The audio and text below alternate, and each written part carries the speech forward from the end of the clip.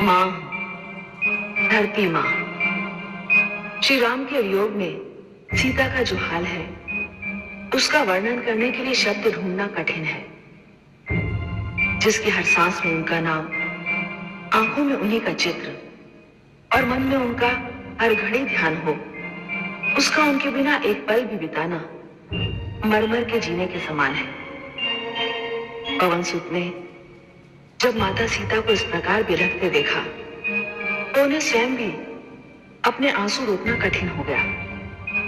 और जब सीता को ये पता चला कि पवन सुत कौन है और क्यों आए हैं, तो हरण के उपरांत पहली बार उनके होठों पर मुस्कान खिली।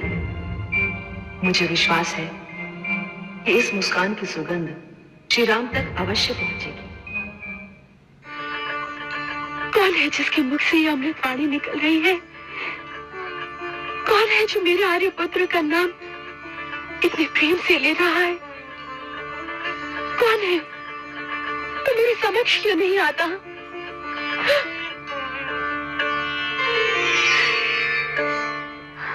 जय श्री राम। कौन है आप? मैं प्रभु श्री राम का दूत हनुमान हूँ माते।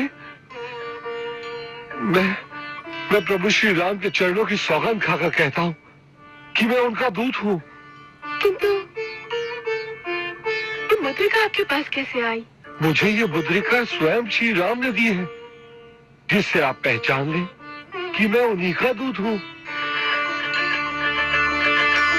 नहीं पुत्र, तुम केवल आर्यपुत्र के दूत नहीं, अभी तुम मुझ अभागन के लिए आशा की संदेश वाहक बनकर आए हो। अच्छा ये तो बताओ कि मेरे आर्यपुत्र का तुम वनवासी से कैसे मिलन हुआ? बातें, मैं किष्किंधा के महाराज सुग्रीव का सेवक हनुमान हूँ। उनके बड़े भ्राता भाली ने उन्हें अपने राज्य से निकाल दिया। मैं अपने महाराज के साथ वन में रहने लगा और वहीं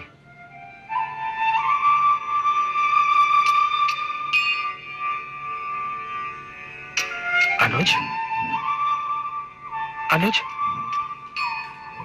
मुझे ऐसा प्रतीत हो रहा है जैसे सीता को अचानक सारे कष्टों से मुक्ति मिल गई हो। अनुज, उसके व्याकुल मन को चैन मिल गया हो।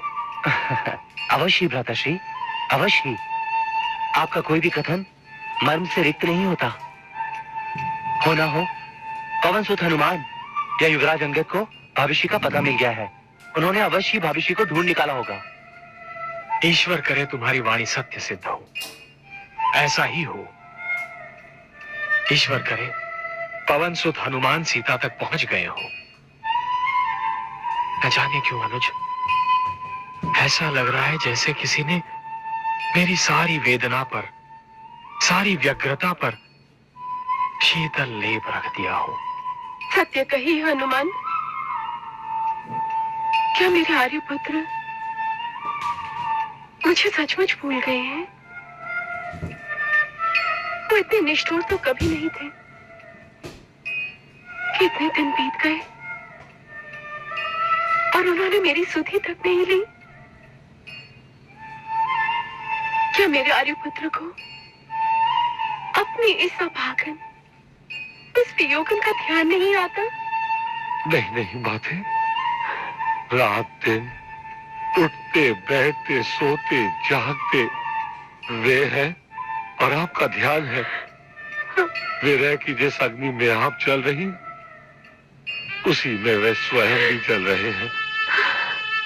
उनकी दशा वैसी ही है जैसे जल के बिना धान के पौधे की होती है। क्या कहूं माते, मेरे प्रभु के मन में आपके प्रति कितना प्रेम है। माता, धीरज धर के प्रभु का संदेश सुनिए।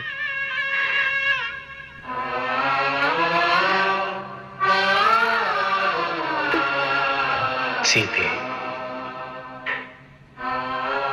धूम क्या गई, ऋतुओं का आनंद ही मुझसे रूठ गया। वृक्ष के नए कोमल पत्ते शूल के समान, रात्रि काल रात्रि के समान, शीतल चांदनी झुलसाती धूप के समान, वर्षा खौलते तेल के समान, और मंद सुगंधित पवन सर्प की विष भरी फुंकार के समान लगती है। आह सीता, तुम्हारे प्रेम के रहस्य को मेरा ही मन जानता है सीता। तुम मुझसे दूर अवश्य हो, किंतु मेरा मन तुम्हारे पास ही है। मेरे प्रभु की आपके वियोग में क्या दशा हो गई है। यदि उन्हें ज्ञात होता कि आप यहाँ अशोक वाटिका में हैं, तो वो यहाँ आने में तनिक विलंब भी नहीं करते।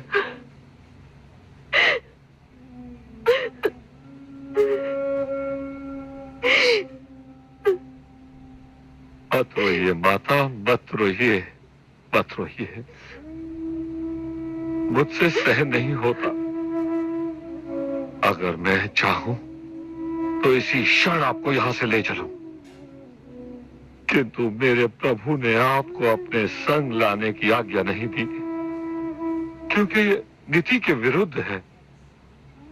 परंतु धीरज रखिए, बस कुछ ही दिन में प्रभु श्री राम हमारी वानर सेना के साथ यहाँ आएंगे और आपको ले जाएंगे। किंतु हनुमान, यहाँ पर एक से बढ़कर एक विशाल और विकराल राक्षस है। तुम और तुम्हारी वानर सेना उनका क्या बिगाड़ लेगी? क्या तुम्हारे बाकी के सैनिक भी तुम जैसे हैं? पापा, श्री राम मैं जितना दिखाई देता हूँ उतना ही नहीं हूँ। राम राम राम, मुझे प्रभु श्री राम का आशीर्वाद है। राम राम, जय श्री राम।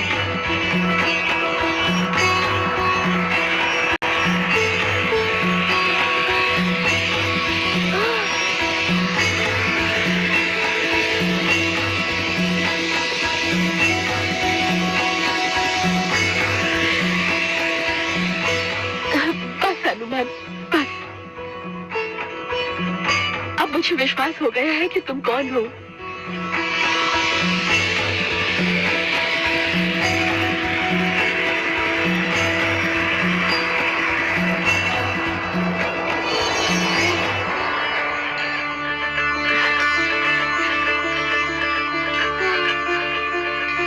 हनुमान, तुम बलशील रूपी निधि के कुबेर हो।